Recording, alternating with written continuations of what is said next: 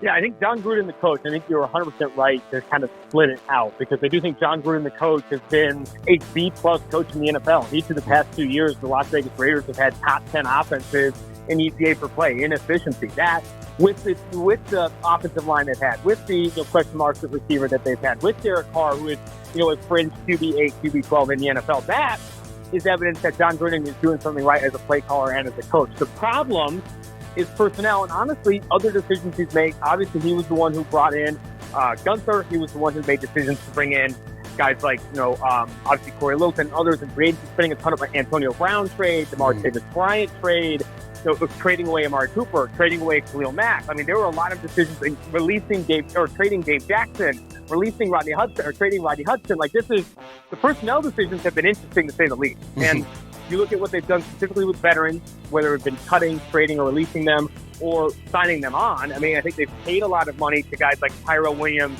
LaMarcus Joyner, etc. They have not had a lot of success in Raiders uniforms. So I think personnel-wise, it has not been good. And then you go to the draft, where they have arguably their best pick in the Gruden Mayock era with Colton Miller, who is a top 15, I would argue, top 15 offensive tackle in the NFL, a hit in that regard. But since then, it's been very difficult for them to find high-impact contributors. They've spent high draft capital on low-value positions, running back in Josh Jacobs, box safety in Jonathan Abram. And even when they've spent high draft capital on valuable positions like cornerback, with Trayvon Mullen was a top 50 pick, obviously Damon Arnett, we have not seen elite, high-end starter success from any of those players either. The personnel and even the Gunther hire, I think, would be the big red flag for Jon Gruden so far in his tenure, whereas as a coach and as a play caller, he's been, in my opinion, above average and above expectations.